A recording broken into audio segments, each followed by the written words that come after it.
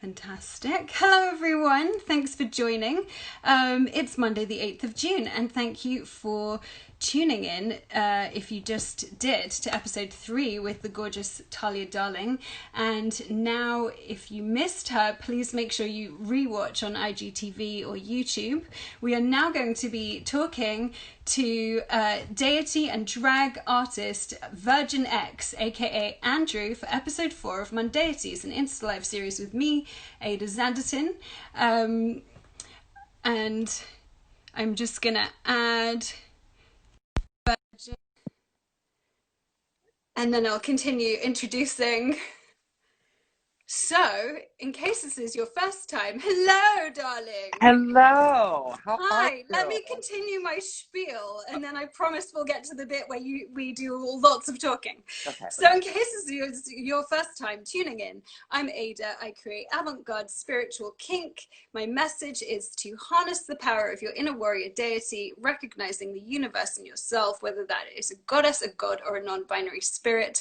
And I create with a queer body femme perspective on fetish and BDSM. If you literally just watched the last episode with Talia, please excuse me for repeating myself, but I want to say this twice. It has been another incredibly intense week in the world, and we've all been balancing actions and activism both online and in the world, and Black Lives Matter is very much a marathon, not a sprint. So I hope that everyone's okay and doing lots of self-love as well and conserving energy. It's also Pride Month, and there is a lot of intersectional deities to follow and amplify. And I've purposefully been trying to amplify more Black voices through my Instagram stories and posting less and posting about Black Lives Matter. I strongly recommend watching the incredible documentary on Netflix about the death and life of Marsha P. Johnson. And Marsha P. Johnson and Sylvia Rivera were two incredible trans women who were part of the Stonewall riots, and everyone in the LGBTQ community has so much to thank them for. And I also want to thank The Advocate for featuring our gorgeous Pride Times Stonewall Housing choker as part of their 10 queer things to get you through virtual Pride. This series comes to you every Monday from this account, and then will subsequently be reposted on Instagram and on my Fashion Unfucked account. They will definitely be some adult content, some swearing, and some religious themes with my next guest, Virgin X. Hello. Hello. Darling, you are none other than the mother of God, a performer, a writer, and a drag artist. How are you? Oh, how am I? Well, I'm okay. I'm good. Yeah. Yeah, it's a time to be alive, isn't it? As we all know. So, It's very that. yeah, it's heavy. Yeah. It's heavy, Yeah. you know. I think life is heavy. So, but I'm okay. I just got back into London. So I am doing the quarantine thing. Right. But yeah. And yes, so you have to stay in your place for 2 weeks. Well, here's the thing. I don't have to. I see. Yeah, me and my husband Dusty were absolutely shocked when we came back into the UK. We were just let back in. There was no question. There was no interview. There was no like, you should quarantine. Because now, as of the 8th of June, now you have like mandatory quarantine for 2 weeks. And they say they'll come and they'll check up on you. And it's like a thing. And if you're not there, they'll give you a fine. But that wasn't the case when we came back this weekend. But it's kind of like, you know, if you're a decent human being, one would one would hope, right? make the best attempt to, like, you know, keep yourself a bit secluded away while you just see whether you know, something up along the way. So I was really shocked that like the UK like didn't do anything, which is more reason like, you know, when there's that spike, if that spike should come, like, you know, don't blame the fucking protesters, blame the government for like their insane handling of this. Like when we went back to America, we got questioned and all more. the people who just maybe fancied a crowded day on the beach. Sorry. Yeah, exactly. Sorry, not sorry. Yeah, sorry, not sorry at all. So, so obviously my tagline is all about harnessing one's the inner divine power, and you literally harness the power and the iconic character of a divine symbol, the Virgin Mary, to create your drag persona and performances. And so, like, for me, like spiritual kink, like you literally embody that kind of spiritual kink aesthetic. So how did that all come about, really? Well, it all came about really from my childhood and my past, because I was raised Catholic and I went to Catholic school, and there was years when I went to church, not just you. I will quickly just mention that the link we've pinned, guys, in the comments, takes you directly to the donation page of Black Lives Matter. Just to, just to make sure we've mentioned that, that's the link that's pinned there. Sorry, darling, keep going. So the Catholic Church. Yeah, so I was raised Catholic. I was raised in the church, and you know, obviously as a queer person, that's an experience. You know, you're taught certain things, you grow up in a certain community that thinks certain things and believe certain things. And even before, you know, I kind of figured out my sexuality, like I knew something was up. I knew there was like something other going on. Oh, hello, Alex Brock. All hail Virgin X on a Sunday. Hello, so many people tuning in. Hello. Yes, Gina Harrison. Oh my God. Oh, hi, Gina. Thank you, Gina, for all the fucking amazing work that you're doing. Yeah, literally saving lives. Gina's doing the gig right now. She's working on the front line. She's like that. Thank you. Yeah. Hello, Mohsin. Yes, I will come back to India soon. I want to come back to India. Yeah. Anyway, so that's the thing with these lives. Like, I just like I feel like there's either two options. You can either like talk to people or like do the thing that you're kind of like supposed to be doing. You want to say hi. You're like giving the content.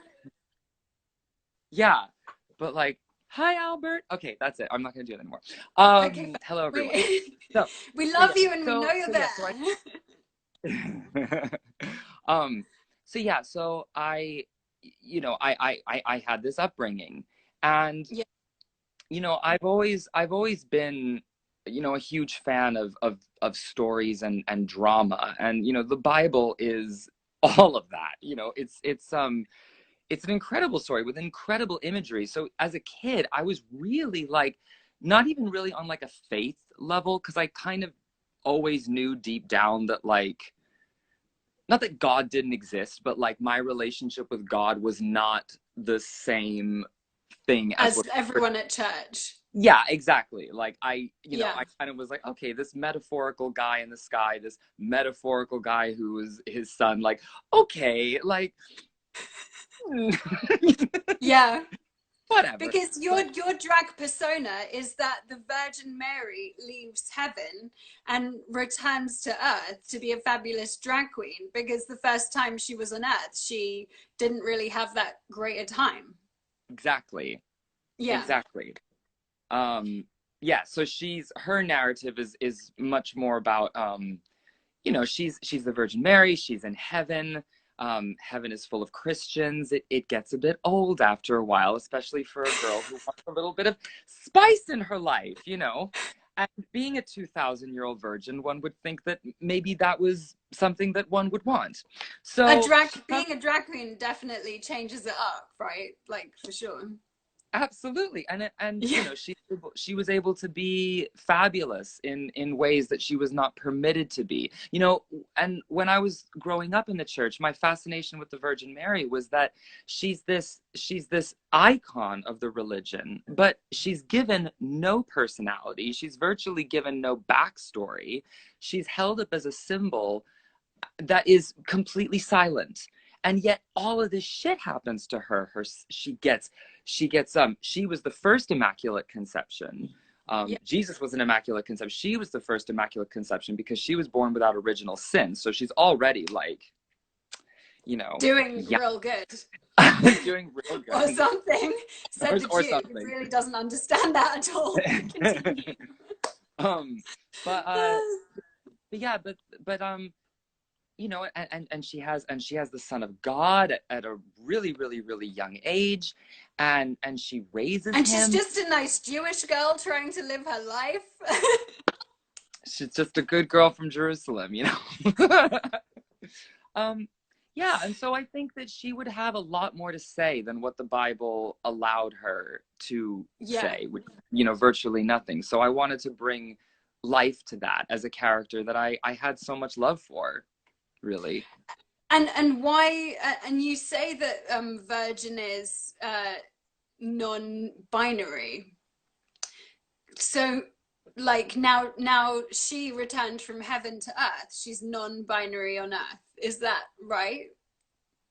Do you feel that Virgin is? Yeah. Yeah, and is that I think yeah.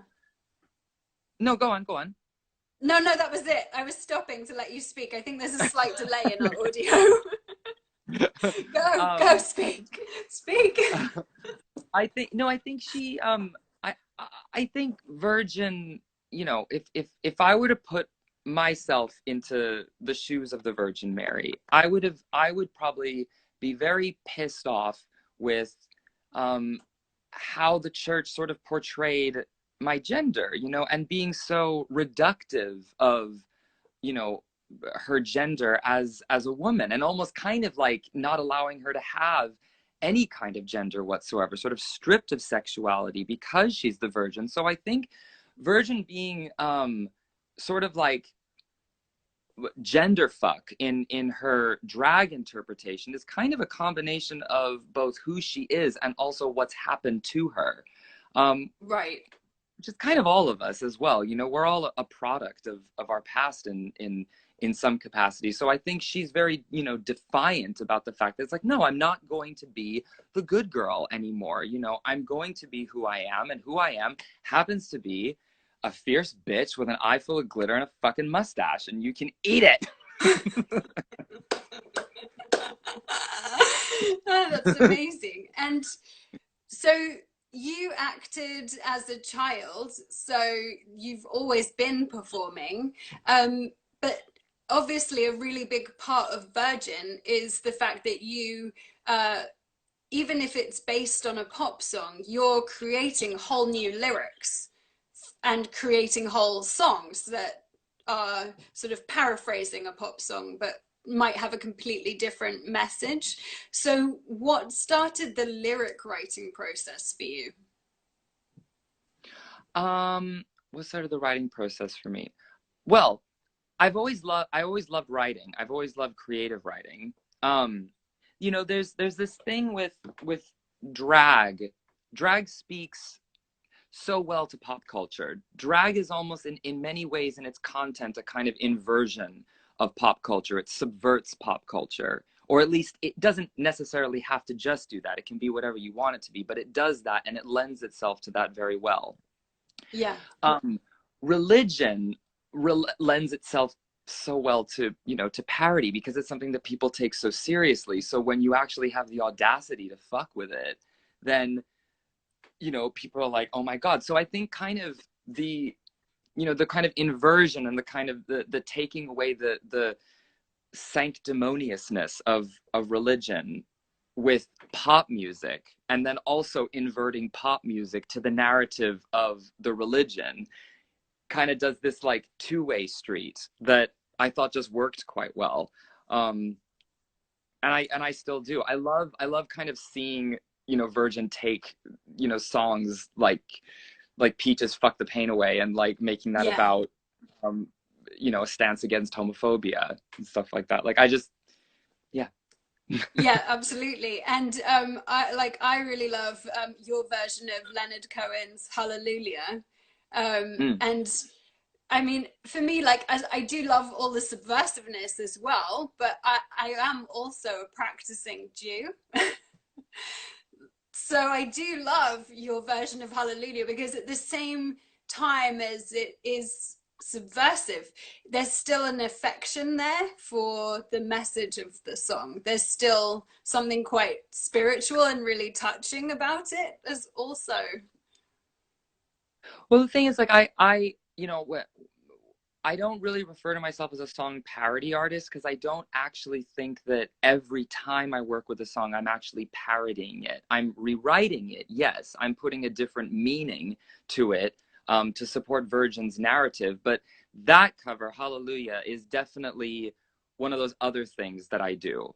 You know, because you know, I think with drag sometimes, and especially when one is kind of referred to as a comedy queen, which I am quite a lot of the time, people kind of assume that, like, if you're a comedian, it's always going to be laughs. But it's not, you know, it's not always like that. I have, you know, I have a lot of real feelings in regards to religion and stuff that doesn't really fit into a parody.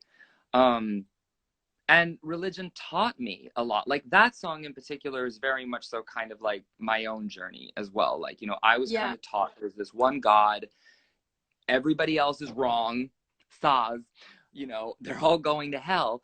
And, you know, as I kind of, you know, broke out of that, and as I increasingly go further and further out into the world, I am constantly, you know, it constantly reaffirms itself to me that, you know, we're all coming from the same place. We might have Yeah. different ways of expressing it. We Yeah. might have, you know, different words to put to it, but it's all coming from the same place, which is humanity. And I think that's what religion is trying to connect with the world. But Yeah. institutions like churches and stuff kind of create a lot of divisions, which manipulates the message of religion, which I think is unfortunate. Yeah, and the intention of it as well. The intention gets Yeah. manipulated. Yeah, absolutely. Um, so, moving from very profound to way less profound. Um, Nah. Virgin has quite the most, Virgin X has quite one of the most luxuriously gorgeous, ornate wardrobes in drag, to my way of thinking, I think. Thank you. And I know that you source things from many different designers, but what was the sort of like aesthetic journey of Virgin? Like, how did it become, like, how did you get to where you've got with, you know, Virgin in terms of like the wardrobe? But do you sort of envision the things? Do you sketch them? How do you sort of like build that sort of visual world of Virgin? So I am Virgin's image, and I'm going to be totally transparent about this. Virgin's image is very much so a product of a lot of the designers that I have worked with. Um, Girl, you go far enough back in my Instagram, you will see when I was doing things for myself, and she was not as cute as she is today. You know, I'm a Is she more performer. cute now? Okay. Yeah, yeah, Well, yeah. you know, we were all a little rougher around the edges at the beginning of Instagram. Yes, true, true. Yeah. But no, look, I'm a performer, I'm an actor, I'm a writer. Those are where my skills are at. And I have Yeah. learned to paint my face. I always do my own makeup. I've learned to paint my face. I've learned to paint Virgin's face. I wouldn't even consider myself to be a makeup artist. Like, I know how to do one thing, and I do one thing, I think, well, or at least Very well. Yeah. it suits what I do, you know.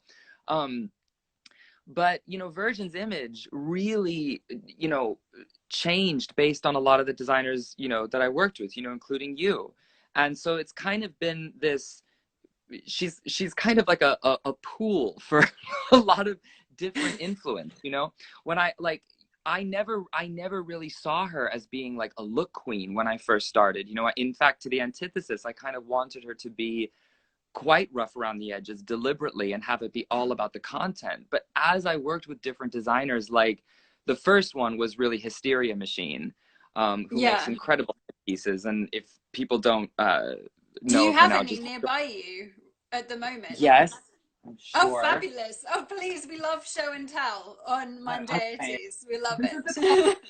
not like one of the most fabulous of the fabulousness, but it's one that's like right here. So it goes like this.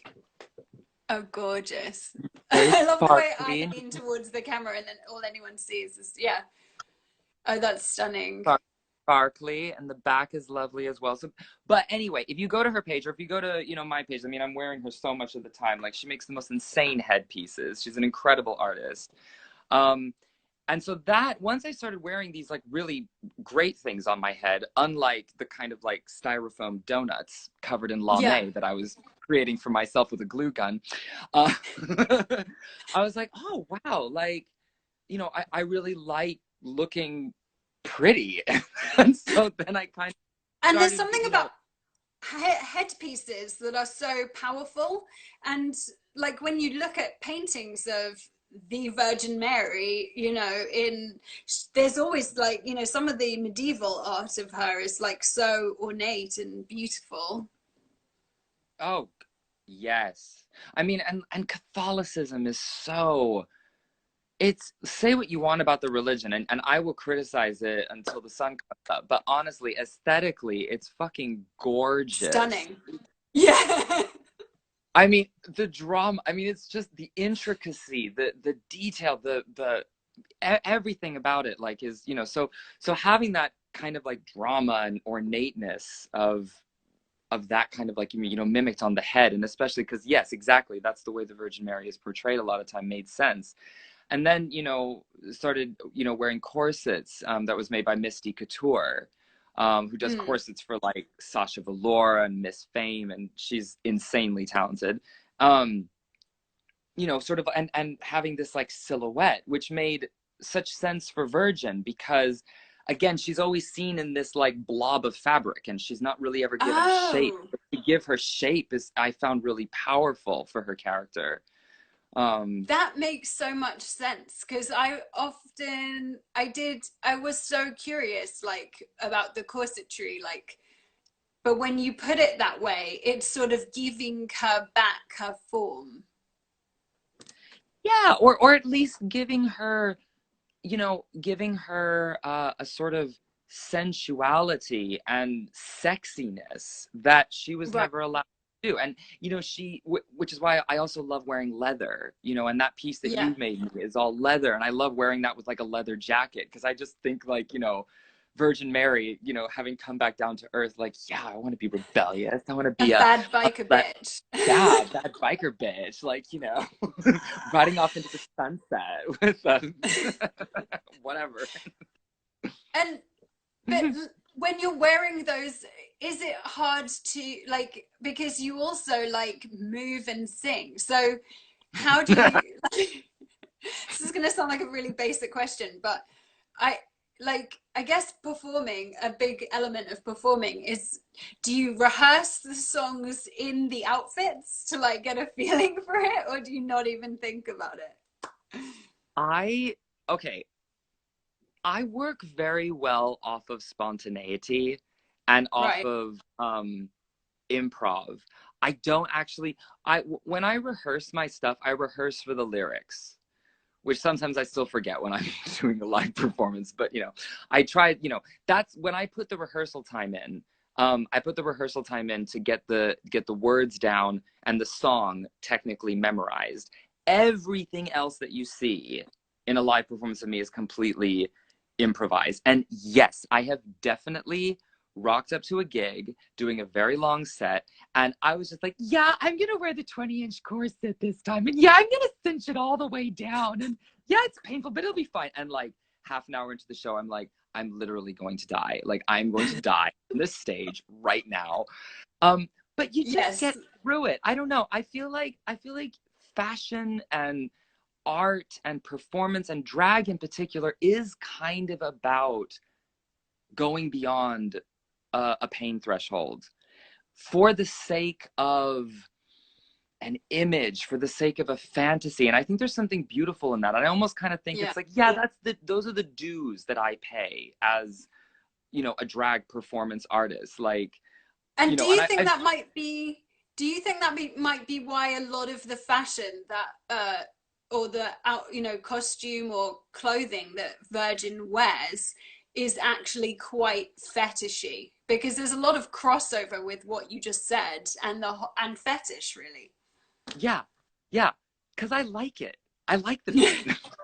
You know, I wouldn't do it if I didn't like it. It's like, you know, I mean, I do have a threshold with it, and that threshold is often like when I come off stage, then it's like, okay, get it the fuck off, because actually, yeah, I'm having a hard time breathing, and actually, yeah, my ribs are like aching and being crushed. Yeah, exactly. But while I'm in that moment, while I'm in the spotlight, and I feel this whole fantasy, and I, you know, believe it myself in that moment, there's something so, you know, fulfilling and gorgeous about that. And I mean, I don't know if I would exactly call that a fetish, but like maybe it is. I don't know. I mean, I definitely get like a very deep satisfaction from it.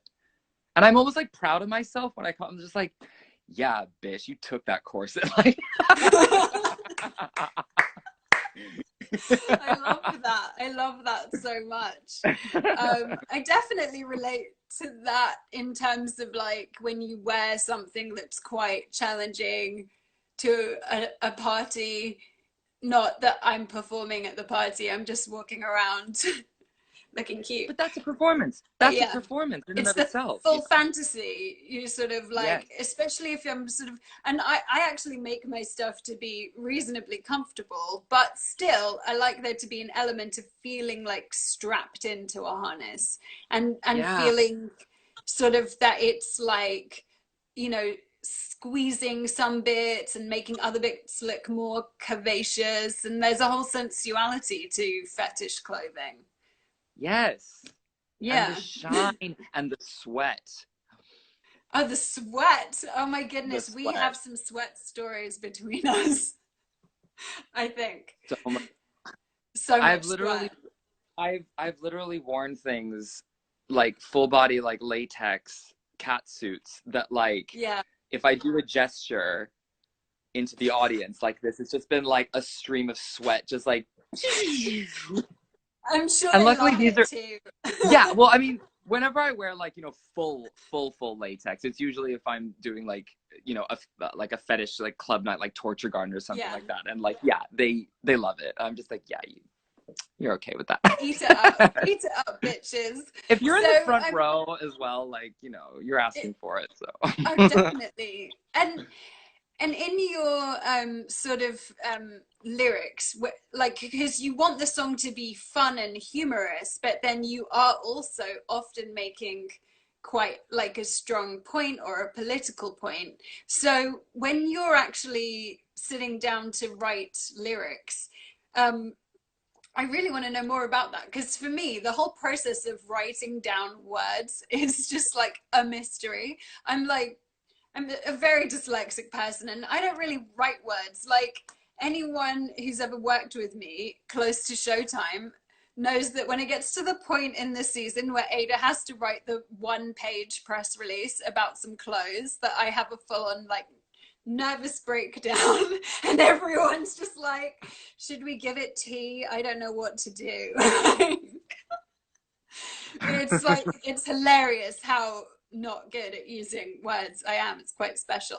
But yeah, so for me, like, the fact that people can actually write lyrics is like some kind of mysterious process that I absolutely don't understand. So do you sort of hear the song and then the song makes you think of the lyric? Do you have notebooks? Like, what's the physical process of like creating lyrics like for you? Well, most of the, okay, I'll be completely transparent with this. Most of the time, the way my creative process works is I'm quite stoned with my husband Dusty, who's just in the Love. corner right here, and Hi, he will Dusty. say like, yeah. Hi, And he will usually say something like, "Oh, this song would be really funny if you did this with it," and he'll kind of like, you know, it'd be really funny if you did, if you rewrote, you know, "Toxic" by Britney Spears and did it as "Platonic," lols. You know, and so I kind of go like, oh, that's really funny. And just that little sort of like nugget, like the heart of yeah. something, which normally with a song parody, just from a technical point of view, like it does work quite well when whatever you're changing the lyric to rhymes with the main theme. So like platonic, toxic, Yeah. or you know, I do I'm just because Britney's in my head right now, I do womanizer and I redo it to masturbator. Yeah. Or the Beatles, Let It Be, Let Us Pee, about gender neutral toilets and stuff like that. So it always works well when like just the way it sounds kind of sounds Yeah. similar. It's like, oh, that's funny. Anyway, just from a technical point. So basically Dusty will have the idea, and then I'll, like, if I have the next day free, I'll just spend all day with my computer just rewriting the song based on that theme and telling the story. And then beyond that, you know, I get like, you know, you were like, oh, you know, I don't know how to work with words, and you know, it's all like, it's all a mystery to me. Well, it's like, you know, making a garment, like that's a fucking mystery to me, and like, you know, that's something that you're amazing with. So it's just, I don't really know how to describe. I don't even know how, if you would know how to describe, Yeah. you know, what gives you that ability Well, to that's a do. pretty good description. So you're sitting down on, you know, you're sitting down on the laptop with the words in front of you, and you've got the concept before. And then do you actually play the song as well as looking at the words, or does it all Yeah. come from just words? Yeah. Well, it kind of depends. It kind of depends. Some of them are very straightforward and they kind of write themselves. Like if I know the song, like for instance, Toxic, like I know that song so well. Like as a as a gay person, that's just like in my genetic DNA. I mean, it's like I'm sure my heartbeat like beats to that beat. Like we all. Yeah. Yeah. Yeah. Yeah. But if I don't know the song very well, I really have to pay attention to the original and look at like the amount of syllables that are in each line, what the rhyming structure is, so that I can mirror that. Because, you know, most of the time with song parody, especially when you want to be really funny with it, it's always best when you mirror the original. Sometimes with things like, you know, Hallelujah, I just went off on my own thing and Tangent. just kind of used the song as like a vague sort of structure. So there's kind of different ways of coming about with it. Oh my God, I need to close my door right now. I'm so sorry. No, that's fine. Go for it. So basically, okay, so I live in a building with Lolo Brow, who I'm sure you know of. You know Lolo Brow? I'm so terrible at words.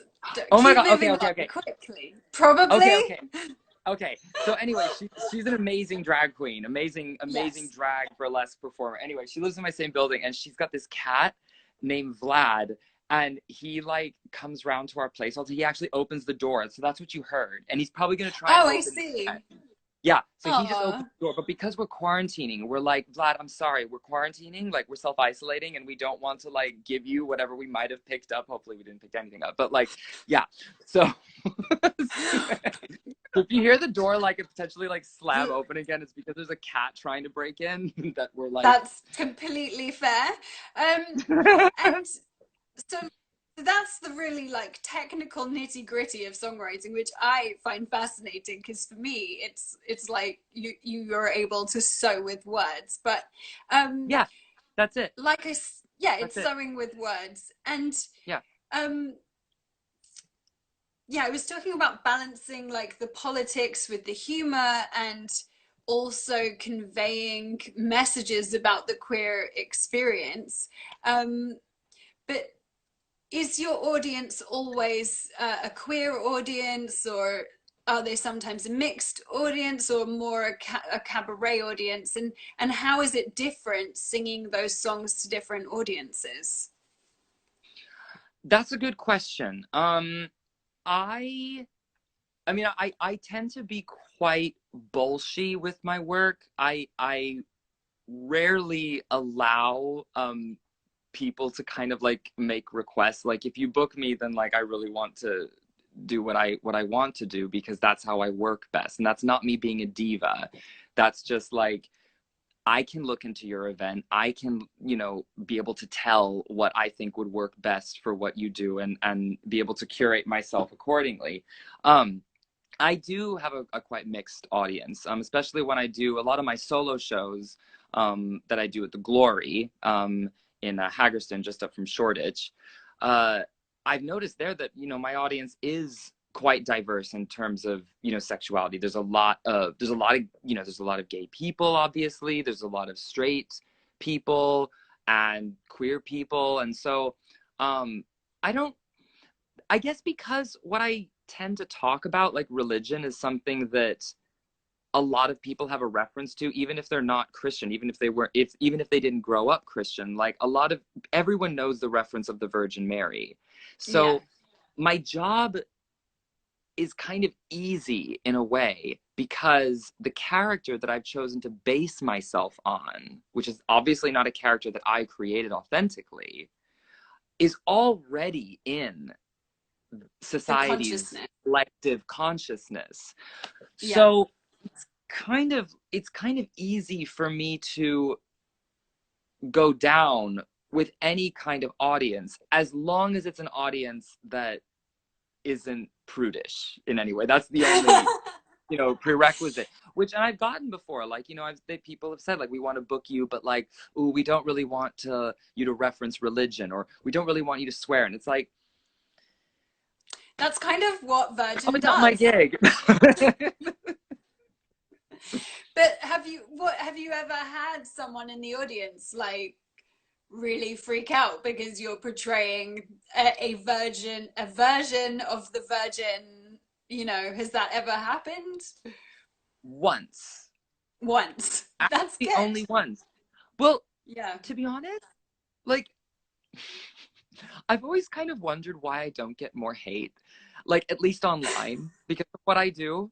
But it just goes to show that like I've got a really great following. Like I've got a following of really, Yeah. really nice people who actually understand and get what I do. Um, Yeah. but I often do wonder like why I'm not pissing off Christian America more. And why are we not pissing them off? That is the I want to question. piss them off. I I want know, to piss them we're off. trying so hard. Come on. I know. I'm just like, what do I have to do? Like, because Yeah. I think it would be great for them to, you know, have to think like, oh, this is actually happening. I have to actually deal with this, and it would be fantastic traction for my social media. So, Yeah. It's so true, actually, because a lot of what we do, we actually do it to an audience, like whether it's my work or you're performing, it is mostly our demographic, our audience, and actually um, a lot of the people who might need our work in a way to open their minds are people well outside of what we do in terms of well, spaces. yeah, and that's you know that and that's just a really true fact about the world in and of itself. Like, you know, we kind of all um you know, we kind of all live in an echo chamber, you know, Yeah. which is and that's a difficult thing to kind of navigate as an artist, because obviously you want to be supported, so you want people to be like-minded and respectful of your work, but you also want to reach those people that don't feel the same way as you do. And I, you know, even though I didn't really get into this to be a political artist, but you know, by default, because I'm dealing with religion and the you know, most frequented religion in the Western world, at least, it is political in nature. And so yeah, I do wish that I could reach the people that would heckle me more. I know that's really weird to say, but like No, but I completely understand that. yeah. Yeah. You know, I would welcome it as a challenge to both have a dialogue with people. And that's actually what happened with the person that heckled me. This was years ago. We ended up just having a whole conversation, like with me on the stage and him shouting at me. But you know, I tried to just like, again, I love improvising, and I don't really work from a Mm. script apart from the song lyrics. All of my stand up and stuff like that is all just me making stuff up in the moment. And I really welcomed that opportunity. Like, okay, why do you have a problem with what I'm doing? Do you know the Virgin Mary? Do you know how she would feel? Can you honestly say that she would not approve of what I'm doing? Like, you don't know. You don't know. Yeah. And everything that I've never, I'm sure some people would see the work that I do and say, oh, that's offensive. And everyone is entitled to their opinion. I stand by everything that I've ever said with Virgin. And if people had a problem with it, then I would say to them, well, honestly, if you were a 2,000-year-old virgin, would you not have masturbated? Would you not talk about masturbation? Honestly? Like, honestly. And and and if your son was crucified for the sake I mean, of that's horrifying. horrifying, would you not have Horrifying, would you genuinely. not would you not have certain feelings about it? Would you not have ideas about it and conflicting ideas about it? Would you not? Yeah. I think everyone probably would. So it's like I'd like to think that I've just kind of taken a sort of more human, or have attempted to take a human perspective as to who this character was and what she dealt with. But yeah, I think discussions are really good, and I think discussions with people that don't necessarily feel the same way that we do is really important now more than ever. You know? And because during this, when did you guys, because you've been in Oregon, right? Like, Yes. yeah, past couple of months, like for Yeah. lockdown. And Yeah. you've been doing Sunday sermons Mm. from the areas outside your high school. Hmm. But So the it's been story. amazing. It's been incredible to watch. But I don't know how that linked together. But yeah, I mean, I understand that. Like my understanding of where you're from in Oregon is it's a small conservative town. So, did you have any? Do you growing up? Did you have conversations like that? When you go back, do you have conversations like that? Is that something that you mind talking about, or especially as I think that a lot of people, okay, a lot of people in the UK do have these conversations as well, and of course, there's lots of small conservative places in the UK as well, many of them, but there is something quite shockingly expansive about the amount of small conservative places there are in America as opposed to here. Because here it's a Mhm. small-ish island, and if you live in the bubble of London, it's really a bubble, you Yeah. know, Yeah. and unless you go, to some small village somewhere, you don't really necessarily interact or have those conversations because it's everything is smaller.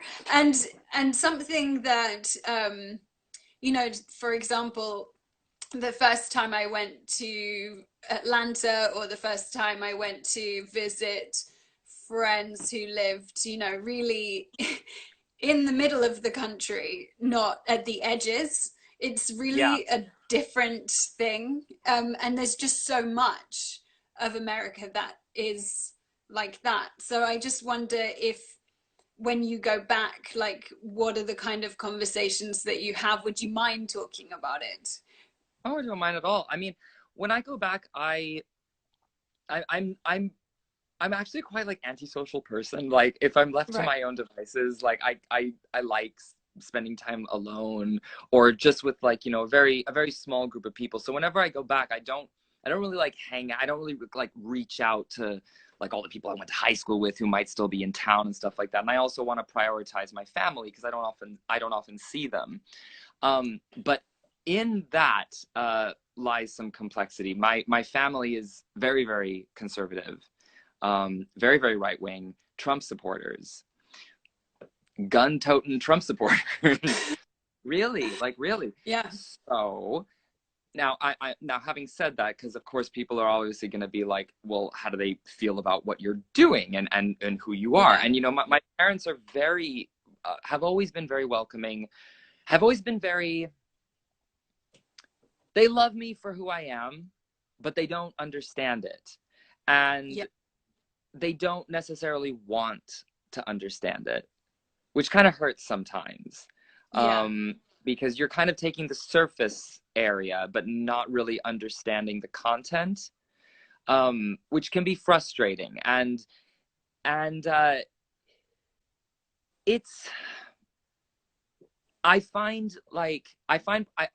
I find like talking with my family harder than talking with anyone in life. I'm kind of very confident of myself being able to like hold down a debate with anyone. But when there's such fundamental kind of difference in ideas and belief from the people that you were raised with, and I'm an only child as well. So when I was younger, like I was little like Republican faggot realness, like literally. My mother used to like work for the Republican Party. I used to go to these campaigns. Like she did this for a period of time. Yeah. And I was just like, oh yeah, fuck that, blah, blah, blah, you know, and then 9/11 happened. Yeah. And suddenly there was this big shift. And also I was like 18 and I was starting to like, you know, look a bit, question things. And that's when I was like, do you know what, Mom and Dad? I don't think so. Yeah, very that. No. I feel very like what you're saying is something that I know a lot of American friends experience. And I mean, I don't have that experience because like my American family are like Jews who've been there for like 10 minutes. I'm joking, they've been there for a couple of generations, but still, it's like they arrived there in the early 20th century with some candlesticks. So like it's not like the same thing really, and they're all incredibly like staunch Democrats from New England. So I definitely I think when I like started making friends from more places across the states, that it's when you make friends with people who are not from like these tiny little pockets of that, that you start to realize like how much, but there's so many people like your parents, do you know what I mean? And there's so many people like you who have that experience of like, it's a very difficult experience because like you're saying, it's your family, and yet you have like these really fundamental like things that you disagree on. So it's really interesting to sort of, but have they ever watched Virgin perform? Yes. In bits. Like I think my father has seen like bits online. My mother has seen a live show. They don't get it. Like I think they appreciate it and they like that I'm happy doing it and that makes them happy. Right. But they don't, but again, it's that whole thing of like, it's like, oh yeah, honey, we love you so much. We love you so much. But it's like, you're not actually trying to unpick any of this or like where it came from. Because obviously if they did, there's so much in Virgin's material that's kind of dismantling all of the stuff that they at least feel they should be upholding as members of society or, you know, whatever. Yeah. So,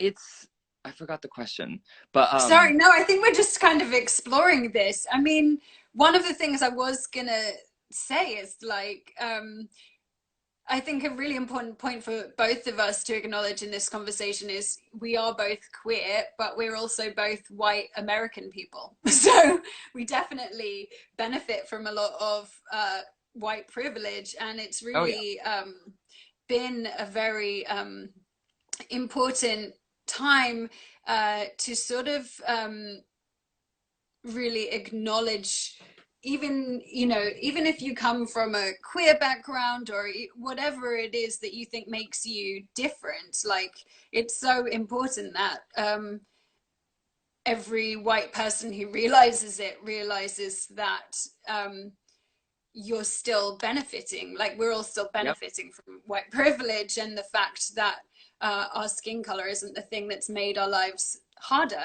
And so like it's such an important conversation to have with whoever we can have it with. And Yeah. sometimes people are open and sometimes people are just like, but if I start to really believe what you're saying, then that's going to take my whole world apart. But then you're like, well, that's why it's called dismantling the patriarchy, and that's why it's called dismantling white supremacy, because we literally are trying to unpick these things. And it isn't, Yeah. it is really hard. And I know that, but I also know, I think one of the things that I hope is comforting is that I think for everyone who has those differences within their family to know that we're not people aren't alone with that difference, because that is a common story amongst many queer American people in a Hmm. way. Sorry, I'm Definitely. bringing it all to a grinding halt, but like I do think it's really interesting. Another thing was I was talking with my friend Sakib yesterday, and he pointed out that sometimes people don't know how to include themselves in a conversation, because when you're used to being the majority, you're not used to having to include yourself. But as you know, as people who've been othered in any way, whether you've been othered for your skin color or you've been othered for being queer or gay or different, like we're all very familiar with the fact that we have to go find our people and include ourselves to have that sense of like community and inclusion. Um, so I was wondering, like, when you came to London, how did you find your tribe? Like, how did you find your people? It was a long process. Like I came to London thinking yeah, again, being totally transparent about how ridiculous I have been in my life. I kind of came to London thinking I was going to be the next Leonardo DiCaprio, because I trained as an actor here, and I thought that that was Yes. just going to be like, you know, the whole life for me. And you know, that didn't happen. And the reason why that didn't happen is because I am inherently other. The amount of Yeah. times in my drama school that people were like, you're too gay, you're too femme, you're you're too light, your hands are too delicate. Literally, these are things that were like said to me, that by the end of it, I didn't know who the fuck I was anymore. And of course, like I would go up on auditions and I wouldn't get them because people are like, this is a lost young man person. Um, so so I worked in a call center for 7 years. And I was really lucky that like even before that happened in my last year of drama school, I met Dusty. Yeah. In the long story with that, I met him in New Mexico. We had a whirlwind romance, and a month later he immigrated and came to London, and a year later we got That's married. amazing. We work real quick like that. so um so so I was really lucky that I had Dusty as a companion. But in terms of like a community, like I sort of saw the gay community, the queer community, and especially the sort of club culture in London kind of through the lens of Facebook.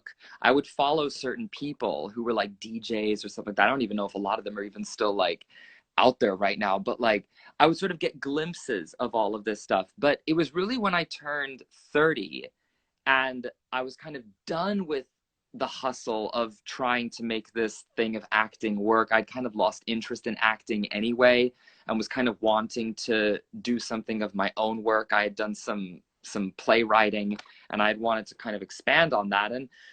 And I had a YouTube channel where I was doing different characters, of which was the Virgin Mary. And again, you can go back far enough in my YouTube and you can see all those things, and what I originally looked like.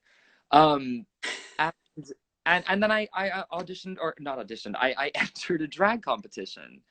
And that was my gateway. And I was like, oh, fucking hell. Like, there's a whole community that actually will not just want me to be straight or straight acting.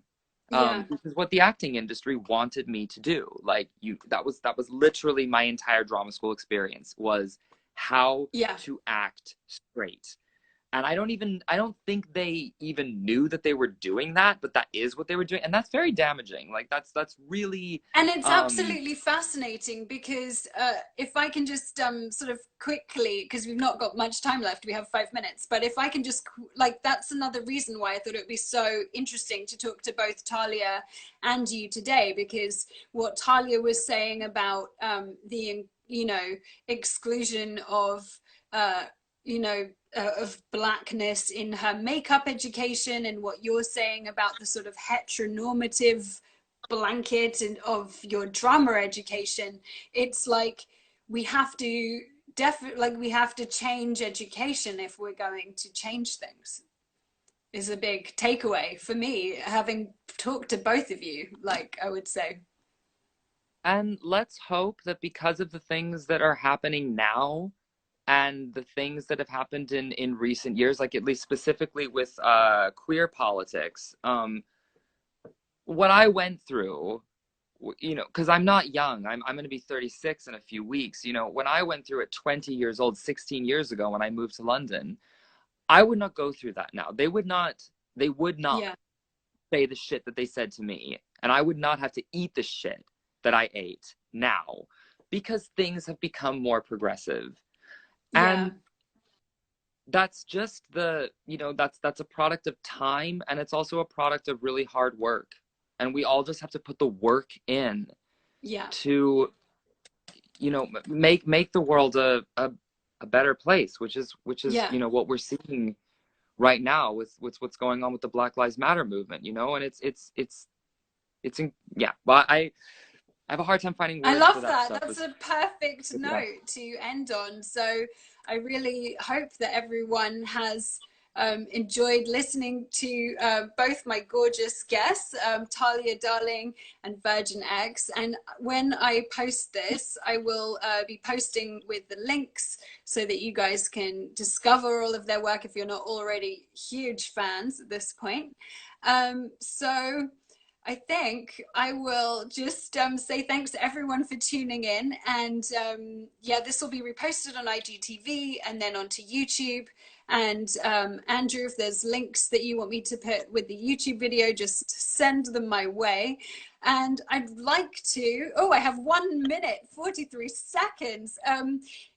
With our last 1 minute, 60 seconds, is there anything else that you, darling, wanted to plug or tell us about? Well, I'm going to be starting to do my Sunday sermon again this Sunday, which I think is, what is it, the 14th or 15th? Something like that. Yes, I think 14th. It's the 14th. Sunday I think the 14th? So Sunday the 14th, I'm going to be here doing my Sunday sermon on Instagram. I haven't quite determined the time yet. I'm pretty sure it's going to be 7 p.m. Everyone just keep checking Virgin's account, so at Virgin X. So that you know exactly what time to tune in and watch Sunday sermon. Yes, and all donations for this next show are going to be going to Black Lives Matter. Not taking PayPal donations right now. Some things need to take priority, and that's where I'm trying to put my money where my mouth is as a white person. So thank you. Yeah. Oh, thank you, darling. It was so wonderful to see you. And thank you so much for having to Dusty me as well. Yeah. Thank you. He says he loves you. Love you guys. Take care. Bye. Bye. Bye.